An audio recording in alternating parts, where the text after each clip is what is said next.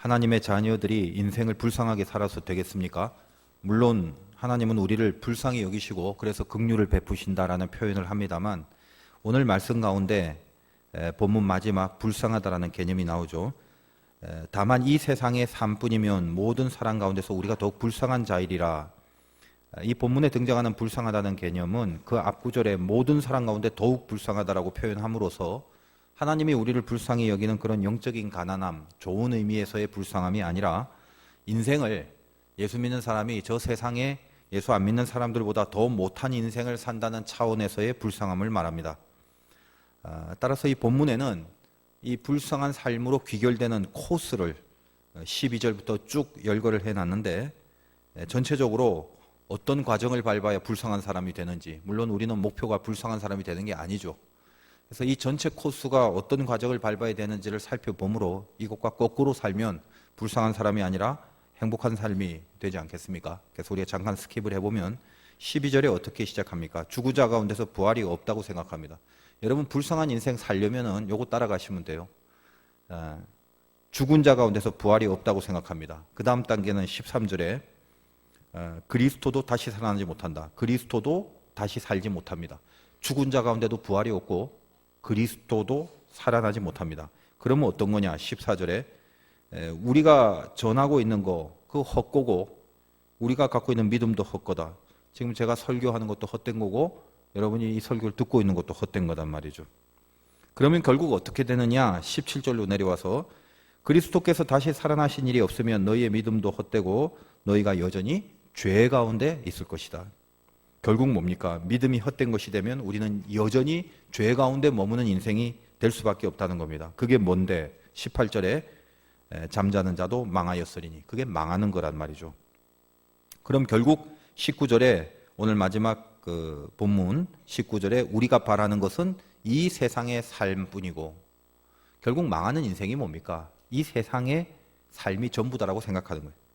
그렇다면 그게 뭐다? 불쌍한 인생이다라는 거죠. 우리가 이제 거꾸로 행복해지려면 요 역순을 밟으면 되겠죠. 이건 한번 거꾸로 한번 추적을 해봅시다. 자, 불쌍한 인생 살기 싫어요? 행복한 인생 살고 싶어요? 그럼 어떻게 하면 되느냐? 우리가 더욱 행복한 자리라 이렇게 시작을 해야 되겠죠. 그럼 어떻게 돼야 돼요? 이 세상의 삶이 전부가 아니라 하늘의 삶이 있다라는 걸 분명히 알 때. 그리고 나서 18절에 그럼 어떻게 됩니까? 하늘에도 삶이 있고 영원한 곳에 삶이 있고 하나님의 나라가 있다는 것을 알면 망하는 게 아니라 흥하는 인생이 되고, 그러면 결국 어떻게 된다? 17절에 그것은 죄를 벗어나게 된다. 죄 가운데 있는 게 아니라. 그러면 우리가 전하는 것과 우리의 믿음이 헛것이 아니라 진짜가 되는 것이고, 그것은 그리스도가 다시 사셨고 죽은 자가 다시 살아나게 되는 역사로 말미암는 것이다. 이런 논리가 형성이 됩니다. 결론이 뭡니까? 불쌍한 인생이 안 되려면 이 다시 살아남을 분명히 믿어야 된다는 건데, 그것이 부활신앙인데, 오늘 이 부활신앙에 대해서 15장 전체를 두고 앞으로 다뤄야 될 개념이 좀 많은지라 오늘은 두 가지 부분을 한번 살펴보겠습니다. 부활에 대하여 하나는 사실이죠. 부활의 사실에 대한 믿음, 그리고 또 하나는 부활의 능력에 대한 믿음.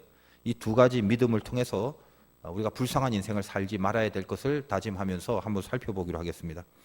이 부활의 사실을 믿을 때 우리에게 전해주는 메시지가 뭐냐? 첫째는 두려움으로 다시 살아야 된다는 것입니다. 부활의 사실을 믿을 때 우리에게 전해주는 메시지, 두려움으로 다시 살아야 돼. 우리 안에 두려움이 다시 살아나야 된다는 거예요.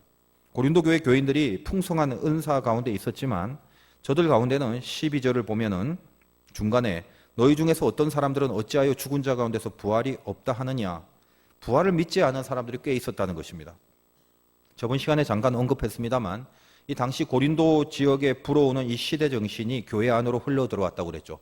헬레니즘, 그리고 이단의 영지주의, 이것이 복합적으로 이원론이라는 그 배경을 형성하게 되는데, 이 이원론이 극단적으로 치우치면서 보이는 것과 보이지 않는 것을 완전히 구분했습니다.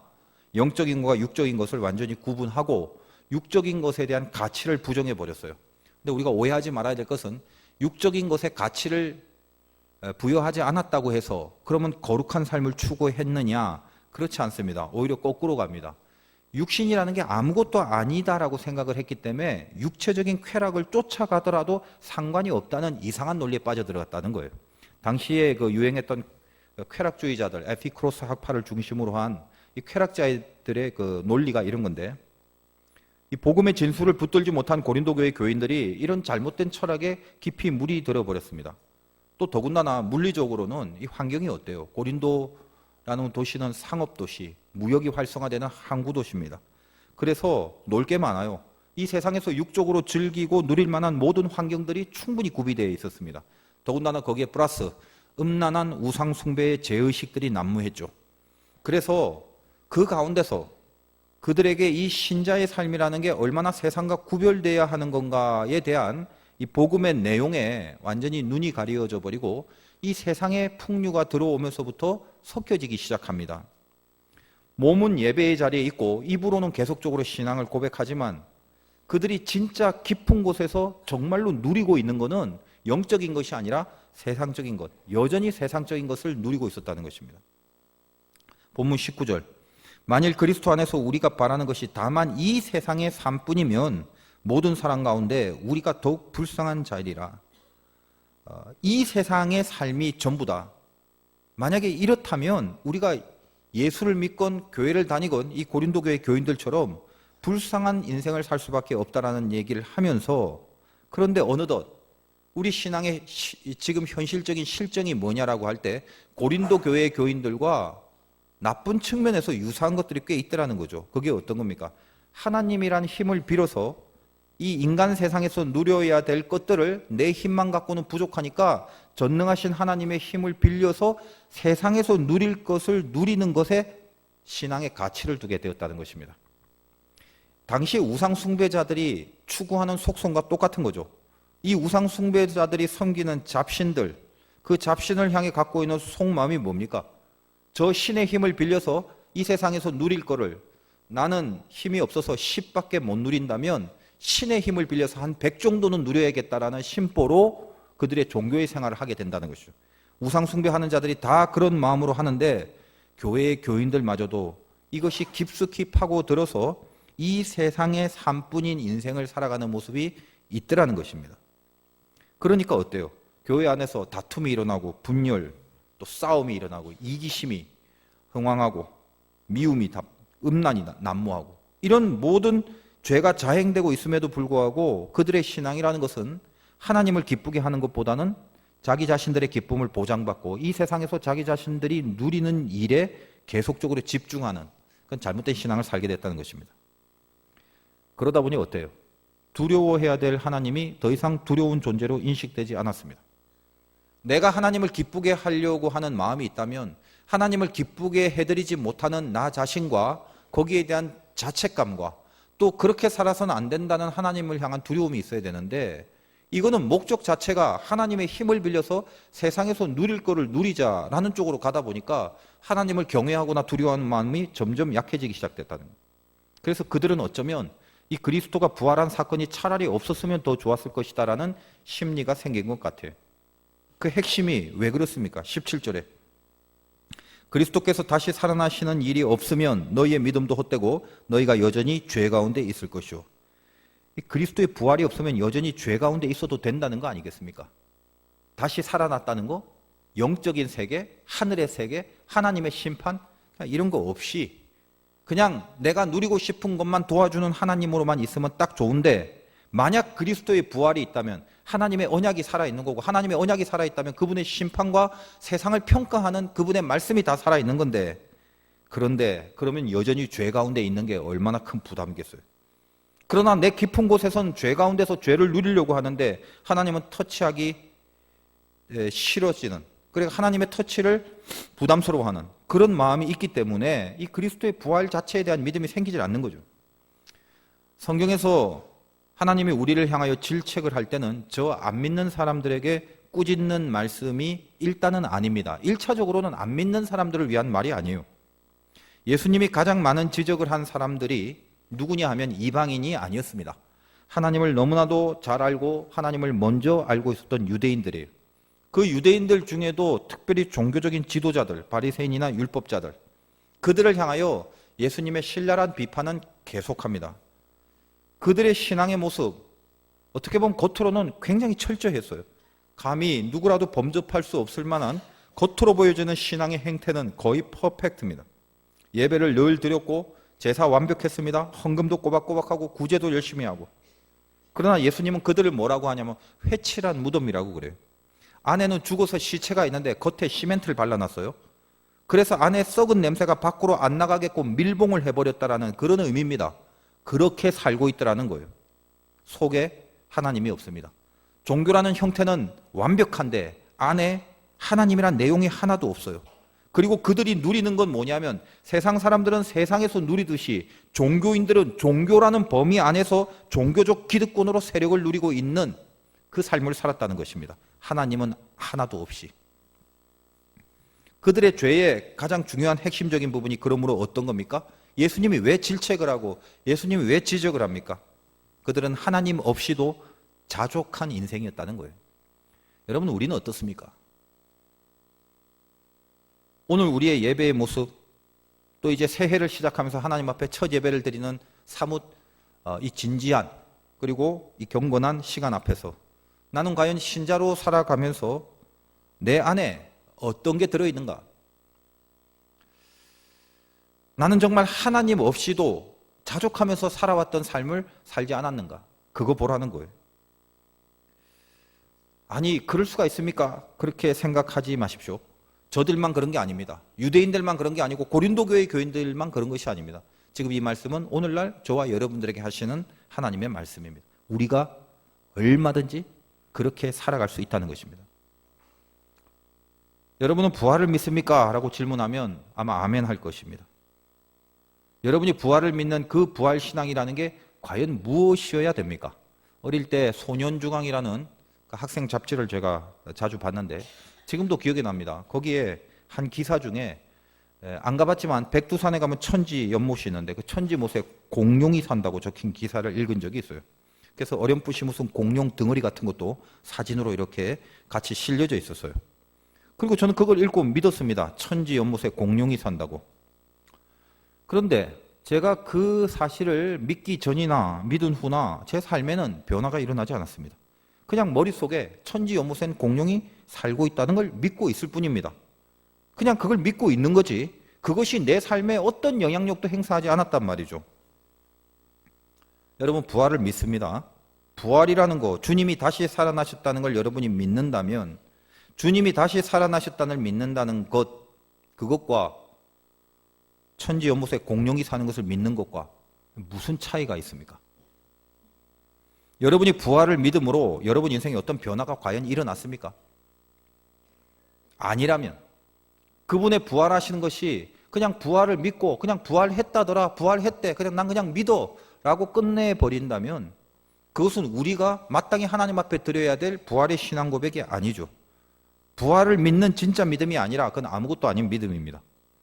마태복음 28장에는 주님이 부활한 사건을 다루고 있는데 거기에는 그 부활한 사건의 현장에 두 부류의 사람이 등장합니다. 하나는 예수님 안 믿고 부활 안 믿고 그런 거 상관없이 그냥 무덤을 지키는 역할을 했던 그 무덤지기가 있고, 그리고 또 한 부류는 예수님을 믿고 부활을 믿는 그런 예수 그리스도 옆에서 그분의 부활을 믿으면서 지켰던 여자들이 있었습니다. 그런데 그냥 무덤 지키는 자들의 반응은 마태복음 28장 4절에 이렇게 되어 있습니다. 예수님이 부활하자 지키던 자들이 그를 무서워하여 떨며 죽은 사람과 같이 되었더라. 두려워했습니다. 무서워했습니다. 그리고 또 한 부류, 예수를 믿는 마리아와 다른 여자인데 천사가 그 믿는 여자들에게 말합니다. 어떻게 얘기하냐면 천사가 여자들에게 말하여 이르되 너희는 무서워하지 마라, 이렇게 얘기를 합니다. 그리고 나서 마태복음 28장 6절에서 8절은 그가 여기 계시지 않고 그가 말씀하시던 대로 살아나셨느니라. 와서 그가 누우셨던 곳을 보라. 또 빨리 가서 그의 제자들에게 이르되 그가 죽은 자 가운데서 살아나셨고 너희보다 먼저 갈릴리로 가시나니 거기서 너희가 배우리라 하라. 보라, 내가 너희에게 일렀느니라 하거늘. 이 부활의 소식을 천사로부터 전해 듣고 그 다음에 이 믿는 사람의 모습입니다.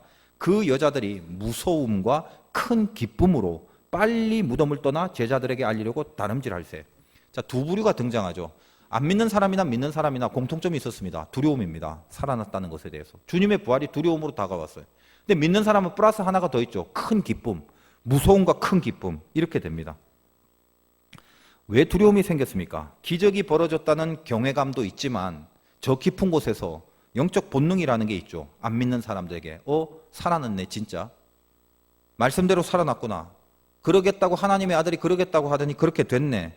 그것은 하나님이 살아계신 거고 심판이 있다는 것이고 이 죽음, 이 땅, 이 세상의 삶 이걸 넘어선 세계가 있다는 것이고 하나님이 성경을 통하여 이제까지 그토록 이루어지리라 말씀하신 약속이 다 이루어진다는 뜻이죠. 그래서 세상은 안 믿는 자는 저 깊은 곳에서 이 주님의 부활이 본능적으로 두렵기 마련입니다.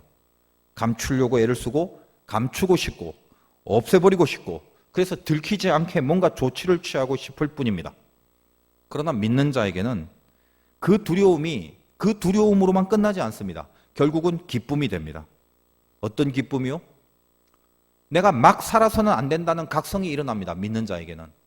그냥 두려워서 이 심판과 하나님의 살아계심이 없었으면 좋겠다는 걸 바라는 것이 아니라 은혜를 받아버렸기 때문에 하나님의 영이 안에 들어가 있기 때문에 하나님의 존재와 부활에 대한 사실에 대하여 부인하거나 거부할 수는 없기 때문에 두려움으로 시작하여 어디로 가냐면 내가 이 인생을 그냥 대강 살아서는 안 된다라는 각성으로 옮겨지고 그 각성을 지키고 따르는 기쁨이 그 뒤에 열매로서 나타나게 되는 인생을 살아갑니다. 여러분 안에 은혜가 있습니다. 믿음이 들어가 버린 사람들에게는 이 두려움과 큰 기쁨이라는 전혀 상반된 개념이 신비하게 조합을 이룹니다. 두려운데 기쁜 거예요. 이게 우리 신앙이에요. 세상 사람들이 당하는 두려움은 두려움의 대상이 없어져야 행복한데 우리는 하나님을 두려워하는 이 두려움은 기쁨으로 연결이 됩니다. 이게 우리 안에서 조합을 이루어요. 두려운데 기쁜 거. 우리만의 신비죠. 부활의 사건 자체를 부활이 있냐 없냐 이 팩트를 믿냐 안 믿냐가 부활신앙의 핵심이 아니라 여러분 생각해 보세요. 죽다 살아난 것을 믿는 게 그렇게 어렵습니까? 여러분들은 무에서 유를 창조하시고 이 세상 우주 만물을 창조하신 창조주 하나님을 믿는다면 부활하신 하나님은 당연히 믿어지는 논리 아니겠습니까? 이거는 어떻게 믿습니까? 설득을 하고 합당한 이유를 대고 공부를 시키고 그래서 믿게 되는 게 아니죠. 죽다 깨어나도 하나님의 은혜가 내 안에 없고 하나님의 영이 들어오지 않으면 내 눈앞에서 천지창조가 벌어진다 할지라도 그것이 안 믿게 되어지는 게 영적 원리입니다. 따라서 부활은 뭐 이것저것 설명하는 게 아니에요. 창조주 하나님을 은혜 가운데 고백하고 믿어버리듯이 부활도 바로 그 은혜 가운데 믿음이 생겨야 믿어지는 거예요. 따라서 살았냐 죽었냐라는 팩트를 믿냐 안 믿냐의 싸움이 아니라 예수 안에 있는 우리들이 가져야 될 진짜 본격적인 부활신앙의 핵심이 뭐냐? 하나님을 믿고 예수를 믿고 부활을 믿는 신자들은 그 부활의 믿음을 어떻게든지 자기 인생 속에 구체적으로 적용하여 승리하느냐, 이게 관건이라는 거예요. 백두산 천지연못에 빠져있는 공룡, 그걸로 끝나는 게 아닙니다. 부활을 믿으면서 우리는 하나님을 두려워해야 되는데 부활은 믿는다고 고백을 하면서 세상을 더 두려워하고 있습니다. 이것이 우리 신앙생활의 현주소라는 거예요.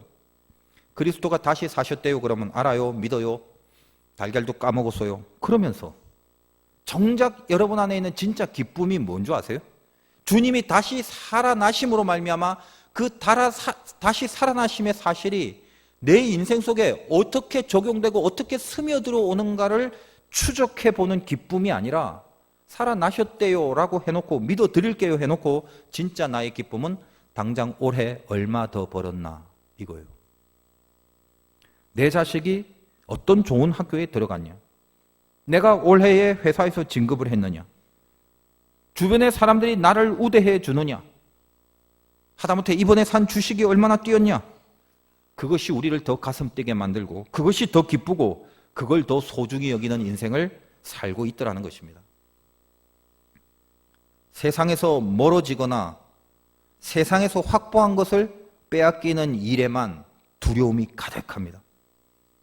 도대체 사람들이 나를 어떻게 생각하냐라는 거에만 신경 쓰고 사람들이 나를 어떻게 생각할 것만 두려워합니다. 그러다 보니 마음껏 속이고 모든 처세가 다 거짓으로 나오면서 살아갑니다. 사람을 의식하지 않고 살란 말이 아니에요.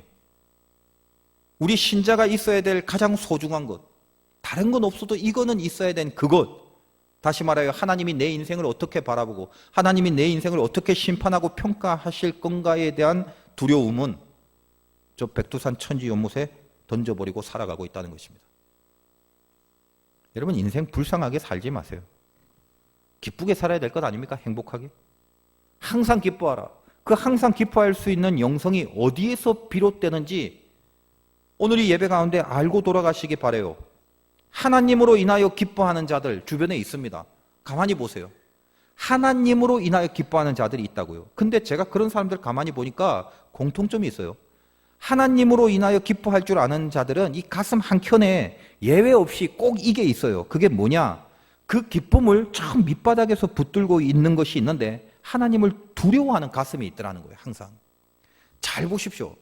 정말 하나님을 통해서 기쁘게 살아가는 사람들은 밑바닥에 하나님을 두려워하는 게 반드시 공존합니다. 두려움과 기쁨이 공존하는 이 신자됨의 신비를 이해하지 못하고는 절대로 온전한 믿음을 살 수가 없어요. 사도 바울은 부활의 주님을 만났지 않습니까? 바울이 부활의 주님을 만났을 때 그가 제일 처음 엎드립니다. 뭐예요? 두려움이에요. 여러 명이 갔지만 바울만 엎드려요. 하나님에 대한 두려움. 그 두려움이 결국은 그 사도 바울의 전 인생을 통하여 모든 것을 이기는 능력이 되어 나타납니다. 그래서 항상 기뻐하라는 그 말은 사도 바울이 쓴 말이고 더군다나 옥중에서 쓰여진 고백임을 알아야 된다는 거예요. 정말 기쁜 인생을 살고 싶다면 환경이나 조건에서 찾으시면 안 됩니다. 언제나 변해요. 풍부에도 처해 있다가 갑자기 비천에 처합니다. 풍부일 때는 행복하고 좋다가 비천일 때는 슬퍼하고 낙담하고 그건 세상 사람들 인생이죠. 우리도 물론 영향은 받습니다. 그러나 우리는 진리를 알고 영향을 받아야 되죠.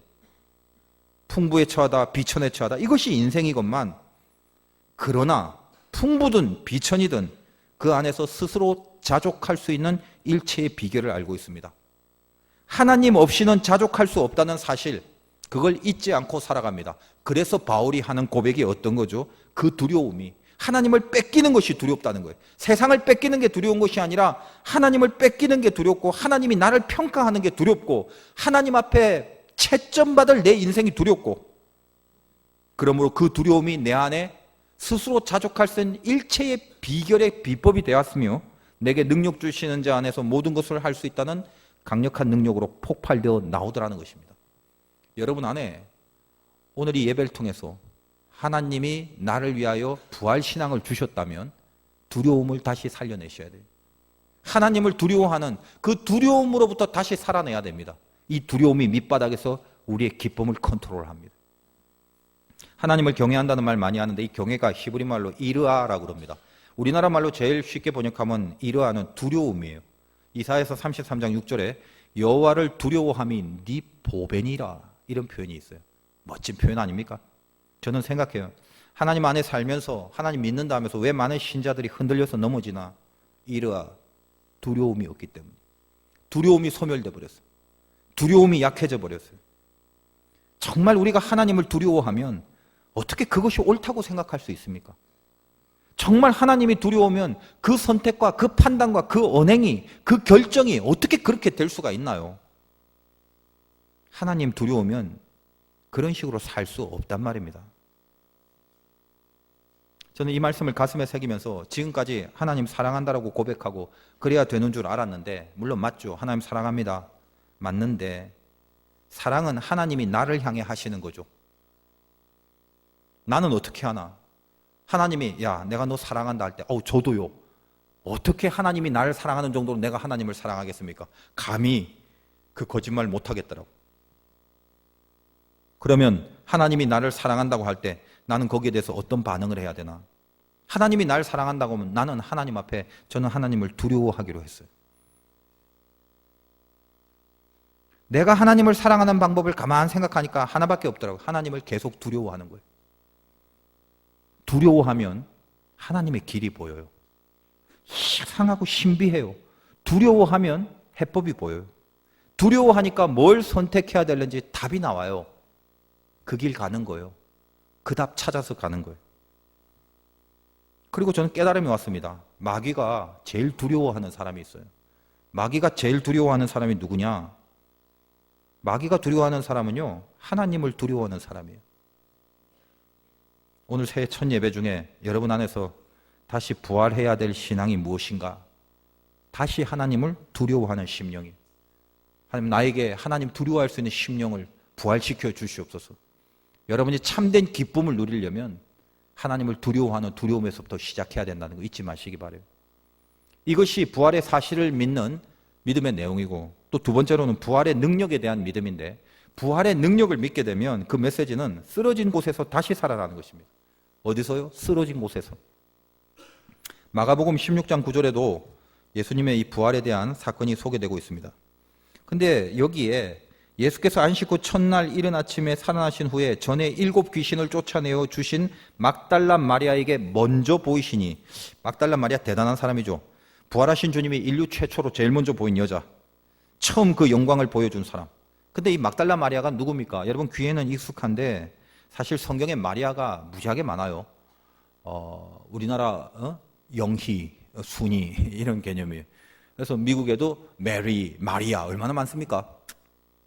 성경 안에 있는 막달라 마리아 좀 알 필요도 있는데 사실 많은 오해들을 하고 있습니다. 소설처럼 이 막달라 마리아를 각색하고 포장해서 뭐 여러 가지 연출을 구사하는 바람에 지금 우리가 알고 있는 상식 안에 그 잘못된 정보들이 굉장히 많아요. 세상에 많은 시나리오들이 막달라 마리아를 통해서 쓰여졌기 때문에 그렇습니다. 무슨 막달라 마리아가 창녀고, 뭐 예수님 발에 향유를 부은 자고, 뭐 가늠하여 돌로 맞아 죽을 뻔한 여인도 막달라 마리아라고 다 이러고 하는 얘기를 하는데 다 틀린 말이고, 성경에는 정확하게 그런 말이 없습니다. 그게 누구라고. 천주교의 교황 그레고리 1세에 의해서 많은 부분이 소설처럼 좀 만들어졌어요. 그 영향을 받았는데 정확하게 우리는 성경에 나와 있는 팩트만 갖고 성경을 통해 등장하는 막달라 마리아가 누군가라고 했을 때 성경은 토탈 4군데에 이 막달라 마리아에 대한 얘기가 있습니다. 그때 첫 번째가 뭐냐면 방금 읽어드린 거예요. 누가복음 8장에 7 귀신이 들렸다가 예수님이 쫓아내 주셨어요. 그리고 다른 여인들과 함께 주님과 그 일행을 섬긴 여자입니다. 7 귀신 들렸다가 치유받은 여자, 이자가 막달라 마리아예요. 그리고 네 복음서의 공통으로 십자가에서 예수님이 죽으실 때 그 끝까지 지킨 여자가 있는데 그 시신을 위해서 향품도 준비합니다. 이 여자가 막달라 마리아예요.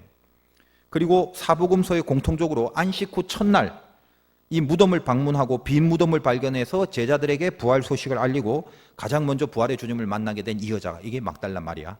그리고 이제 네 번째로는 승천하신 후에 마가의 다락방에서 기도에 힘쓴 여자. 그래서 막달라 마리아는 총 이 내용을 갖고 있는 여자가 막달라 마리아입니다. 어쨌든 7 귀신이 있어요.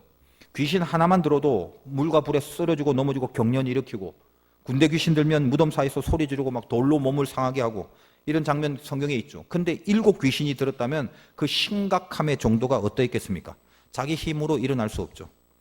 아픈 거는 말할 것도 없이 아플 뿐더러 영적인 죄에 대해서도 얼마나 깊은 죄들을 저질렀겠어요. 마귀 하나가 들어가 있어도, 악한 것이 하나 들어가 있어도 잠깐 스치는 유혹 한번 받아도 우리는 얼마든지 죄를 저질러 버리는 존재인데 7 마귀가 들어가 있다. 아마 모든 방법을 다 동원해서라도 뭔가 고치려고 했고 주변 사람들에게도 발버둥을 쳤겠죠. 도와달라고. 내지는 그 누군가 아는 사람이 고치려고 애를 썼을 수도 있겠고요. 그러나 어떻습니까? 이미 끝나버린 인생입니다.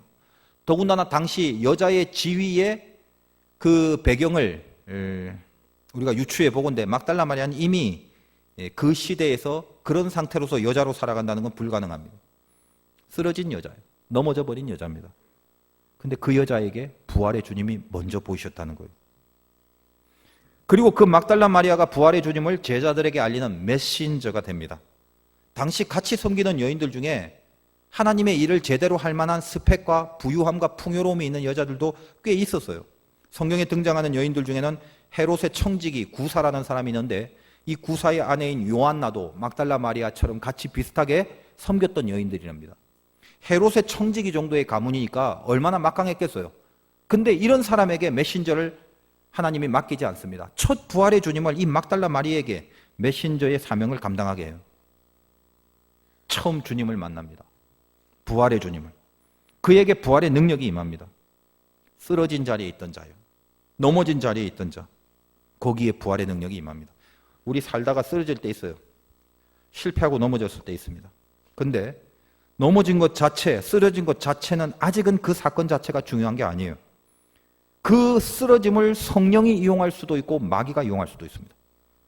마귀가 이용하고 마귀에게 주도권을 뺏기면 이 쓰러짐이 어디를 향해 가냐면 무덤을 찾아가게 됩니다. 죽음을 찾아가고 어두워져 버립니다. 구약 성경을 읽어보면 이스라엘 백성들이 하나님 앞에 은혜가 떨어져 버리고 연약해질 때 특징이 뭐냐면요, 늘 무덤을 운운하고 죽음을 운운합니다. 애굽에 무덤이 없어서 여기를 데리고 왔냐? 우리가 죽게 되었도다. 이런 표현이 막 등장해요. 우리의 쓰러짐과 넘어짐이 마귀에게 붙잡혔을 때 나타나는 어둠과 무덤 애로의 증상입니다. 엠마오로 도망가던 제자들의 정서도 있었습니다. 한마디로 슬픔이죠. 누가복음 24장 17절에 등장하는데 두 사람이 슬픈 빛을 띠고 머물러 서더라. 예수님이 십자가에 달려 돌아가시고 소망이 사라졌습니다. 예루살렘이라는 본부로부터 어떻게든 핍박과 박해를 피해서 정처 없이 어딘가를 가는데, 정처 없이 간다는 건 방향도 목적도 의미도 없이 그냥 도망가는 거예요. 그러니 그들을 사로잡고 있는 그 정서는 슬픈 빛, 어둠의 빛이죠. 그 슬픔의 이유가 뭔지, 해법이 뭔지 그런 거 생각하거나 궁리할 만한 여력도 없어요. 그냥 피해서 도망갑니다. 삶의 방향도 희미하고 살고자 하는 생명의 에너지가 하나도 없어요. 낙담과 절망과 슬픔에 묻혀 있는 거예요. 근데 그 막연한 인생에 파묻혀버려서 어떤 게 올바른 길인지도 모르고 그냥 슬프게 걸어갈 뿐인데 부활의 주님이 그들을 보고 주님이 먼저 찾아오십니다. 낙담과 절망으로 쓰러진 그 자리에서, 예루살렘을 도망갈 수밖에 없는 그 실패한 그 자리에 부활의 주님이 찾아가십니다. 그런데 이미 쓰러져 버린 저들은 주님이 바로 가까이 있는데도 알아보지 못합니다. 왜? 성경의 표현에 의하면 눈이 가려워져 있기 때문에. 그때 주님이 그들에게 말씀을 주십니다. 성경을 공부시켜요. 그리고 그들의 가슴에 불이 일어납니다. 그들이 하나님의 말씀을 받고 부활의 주님을 만난 이후 그들의 고백이 뭡니까? 우리에게 성경을 풀어주실 때에 마음이 뜨겁지 아니하더냐. 이 뜨겁다라는 카이오라는 헬라어는 저 초월적인 밖에서부터 안으로 들어오는 불입니다. 따라서 내가 만들어낸 내 환경과 조건이 어떻게 형성되느냐에 따라 자연스럽게 지펴진 불이 아니라 환경과 조건이 변하지 않았습니다. 여전히 슬픔과 쓰러진 곳과 실패한 그 자리고, 그래서 낙담과 절망이 있는 현장인데도 불구하고 위로부터 초월적인 불이 들어와 버리는 거예요. 여러분, 예배 현장이 그런 곳입니다. 아직 여러분 밖에 현실의 문제가 전혀 풀리지 않았을지 몰라요. 근데 하나님을 만나는 자리에서 부활의 주님이 여러분 가슴 속에 카이오, 가슴을 뜨겁게 해줘 버립니다. 불이 들어와 버리는 거예요. 불이 들어오는 순간 그들의 발걸음의 목표가 정확해집니다. 엠마오로 도망가던 발걸음이 다시 거꾸로 예루살렘을 향해 가게 됩니다. 막달라 마리아나 엠마오로 가는 두 제자나 인생 쓰러진 곳이고 넘어진 곳이고 실패한 자리입니다. 부활신앙이라는 것은 쓰러진 곳에서 다시 살아난다는 거예요. 부활의 주님은 그들을 먼저 찾으셨어요. 오늘 고린도전서 본문 15장 15절을 보겠습니다. 또 우리가 하나님의 거짓 증인으로 발견되리니 우리가 하나님이 그리스도를 다시 살리셨다라고 증언하였음이라. 만일 죽은 자가 다시 살아나는 일이 없으면 하나님이 그리스도를 다시 살리지 아니하셨으리라. 어디에 초점을 두고 있습니까? 그리스도가 다시 살아나기 전에 죽은 자가 다시 살아나는 일이 없으면이란 전제가 깔려있죠. 여기 죽은 자라는 것은 물리적 육신의 죽음뿐만 아니라 더 중요한 것은 영적인 죽음을 말하는 것이죠. 하나님과 멀어져 버린 다운된 상태. 그런데 그 영적으로 죽은 자가 어떻다고요? 다시 살아납니다. 만약 영적으로 죽은 자가 다시 살아나는 일이 없다면, 우리가 신앙생활하면서 하나님의 말씀을 받고 은혜를 받아서 부활의 능력이 우리 안에 임해서 영적으로 다운되고 상황적으로 죽었던 사람이 다시 하나님의 힘을 입어 일어나는 일이 없다면 그리스도가 우리를 위해 다시 그분이 살아날 일이가 없더라는 것입니다. 거꾸로 말하면 이거예요. 왜 주님이 살아났냐 이거예요. 너희들이 다 죽어버린 상태가 되었다 할지라도 주님이 다시 살아나셨다는 사건은 너희들이 다 죽은 그 상태라도 내가 그 쓰러진 자리에서 다시 살리겠다라는 약속의 선포입니다. 여러분이 주님이 다시 사심을 믿는 순간 그 부활의 신앙의 고백이 어떻게 나에게 들고 적용해야 됩니까? 지금 내가 쓰러지고 넘어진 자리, 거기서 다시 살아난다는 거예요. 다시 살리시고야 만다는 약속, 거기에 붙들리는 것입니다. 우리의 죽었던 심령이 주님이 부활하신 그 사건을 통해서 다시 살아나는 능력으로 임재하는 거예요. 여러분, 누구나 그래요. 웬만큼 할 만한 환경이 되고 웬만큼 할 만한 조건이 돼야 소망과 희망을 갖습니다. 그게 모든 인간의 공통적인 심리예요. 우리가 갖고 있는 믿음은 그거 아닙니다. 쓰러져야 돼. 완전히 넘어져요. 왜요? 나를 살리시는 게 하나님이기 때문에 내가 갖고 있는 힘으로 일어나는 게 아니라는 것을 명확하게 하나님이 우리에게 가르쳐 주시는 거예요. 우리 다 어리숙한 양과 같습니다. 들은 말인데 양이라는 게 눈이 나빠갖고 멀리도 못 보고 앞에만 본대요. 그리고 목도 짧아갖고 뭐 짧은 것도 아니고 목이 없죠. 이 고개를 들 수도 없대요. 평생 그렇게만 삽니다. 그러다가 절호의 기회가 한번 와요. 양이 어딘가 부닥쳐갖고 자빠졌을 때, 발랑가 뒤집어져서 넘어졌을 때, 그때 그 양은 인생 최초로 하늘을 봅니다. 여러분이 한 알의 밀알이 땅에 떨어져 죽지 아니하면 열매가 없다고 그랬죠. 이 땅에 떨어져 그냥 희생하고 봉사하는 게 아니라 땅에 떨어져 죽지 아니하면 죽어야 된다는 거예요. 죽어야 부활이 가능하다는 거예요. 죽었던 경험 없어요? 혹은 지금 죽은 상태로 뭔가 이렇게 시체 같은 그런 영적인 상태 속에 있는 사람 혹시 없습니까? 여러분이 하는 일들, 세상의 현장들이 이미 죽어버렸다라고 판단되는 그런 상태 혹시 없나요? 그게 끝이 아니라 바로 쓰러진 그 자리가 부활의 자리란 말이에요. 그 말을 하나님이 하시는 겁니다. 엘리야가 사르밧 땅 과부의 그 아들이 죽었을 때 얼마 남지 않은 모든 것을 다 바치고, 그리고 나서 이 과부의 하나밖에 없는 아들이 죽었을 때 기도의 용장인 엘리야는 다락에 올라가 3번을 엎드려서 필사의 기도를 하며 이 아이를 살려냅니다. 그리고 내려와서 그 어미에게 말합니다. 저는 이 구절이 참 가슴이 감동이 돼요. 보라, 네 아들이 살아났느니라. 멋있지 않습니까? 이게 신자예요. 엘리야가 한두 번 기도해보고 안 된다? 아니요. 3번을 엎드려 그 갈멜에 불을 내린 그 기도의 용장이 3번을 납작하게 엎드려 필사적으로 살려내잖아요. 왜요? 부활의 능력이 있기 때문에 그래요. 다시 살릴 수 있는 힘이 그에겐 있기 때문에 그렇습니다. 아니, 그에게 있는 것이 아니라 그의 기도는 모든 것을 살려냅니다. 이것이 부활신앙을 고백하는 우리들의 인생의 운명이래. 다시 살아나는 운명. 보라, 네 아들이 살아났느니라. 이게 하나님 사람이잖아요. 그 옆에서 같이 곡하고 슬퍼하고 끝이다 판단하고 이럴 줄 알았다고 그러고 다 내버려 둘 거예요? 널브러져 다리 뻗고 뒹굴고 있을 거예요? 헛된 믿음으로 넋두리만 하고 살아갈 거냐 이 말이에요. 여러분이 부활하신 주님의 이름으로 기도하는 모든 것은 다시 살아나게 돼 있어요. 무조건 다시 살아나게 돼 있어요. 이 은혜와 이 능력을 여러분의 불신앙으로 말미암아 마귀에게 빼앗기지 마세요. 마귀는 죽이려고 하지만 우리의 기도는 다 살려내는 능력입니다. 여러분의 믿음과 여러분의 영역이 다시 부활하는 시작이 올 이 첫 예배 가운데 여러분에게 임하기를 바라요. 언제까지 쓰러진 곳에서 널브러져 있을 거예요? 다시 살아나신 그리스도를 믿는다면서요. 주님의 부활을 믿는다면서요.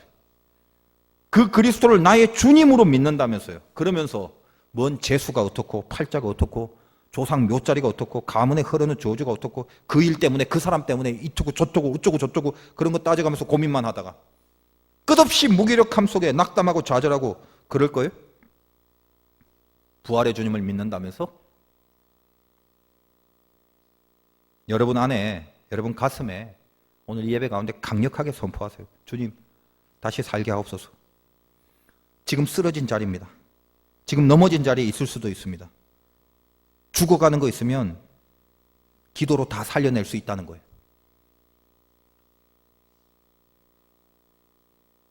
모든 죽어가는 것 위에 부활하신 주님의 이름으로 필사적인 기도가 들어가면 거기서 다 살려낸다는 거 까먹지 마세요.